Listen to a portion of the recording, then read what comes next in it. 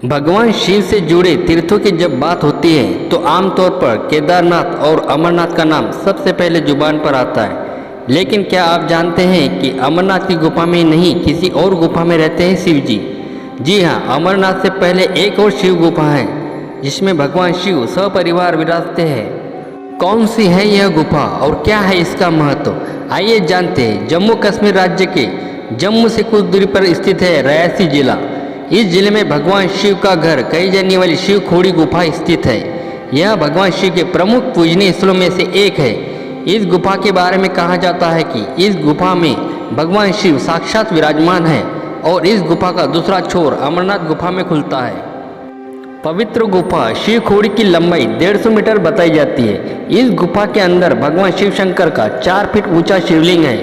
इस शिवलिंग के ऊपर प्राकृतिक तौर पर पवित्र जल की धारा हमेशा गिरती रहती है। शिवलिंग के साथ ही इस गुफा में पिंडियाँ विराजित है। इन पिंडियों को शिव, माता पार्वती, भगवान कार्तिकेय और गणपति के रूप में पूजा जाता है।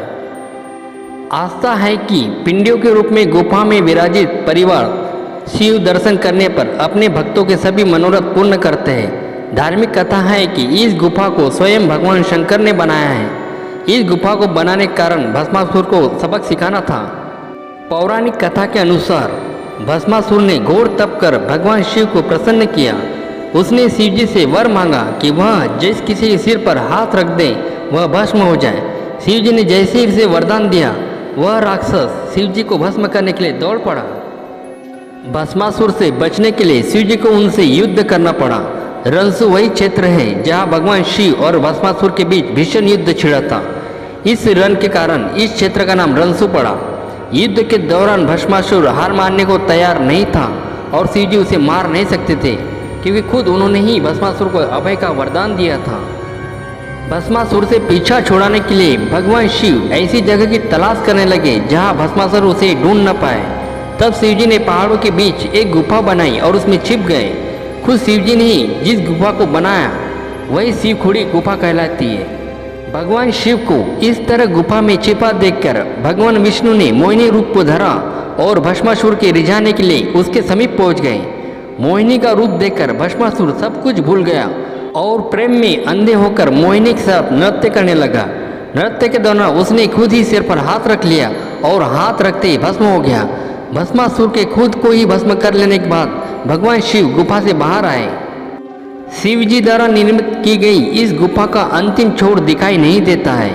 मान्यता है कि जो कोई भी इस गुफा में स्थित शिवलिंग और पिंडियों के दर्शन कर गुफा में आगे की तरफ बढ़ता है वह कभी लौटकर नहीं आता।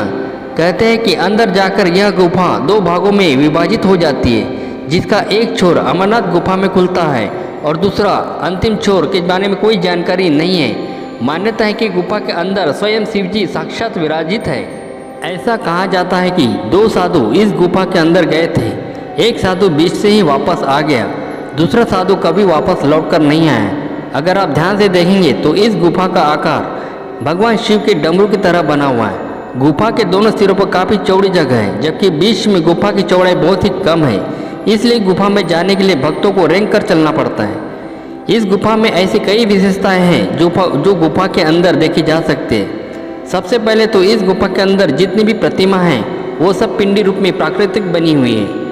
आप देखेंगे भगवान शिव और माँ पार्वती की 4 फुट ऊंची एक ऐसी प्राकृतिक पिंडी की रूपी प्रतिमा बनी हुई है जिसे अर्धनारेश्वर का रूप दिया गया है, क्योंकि उसमें आधा सिर शिव का है और आधा माँ पार्वती का।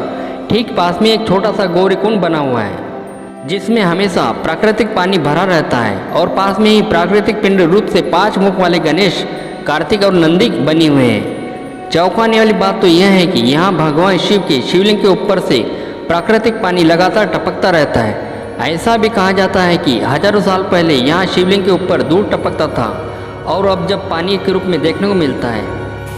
ये थी शिव खोड़ी गुफा का रहस्य। यह जानकारी कैसी लगी? अच्छी लगी हो तो लाइक और सब्सक्राइब जरूर करना। धन्यवाद।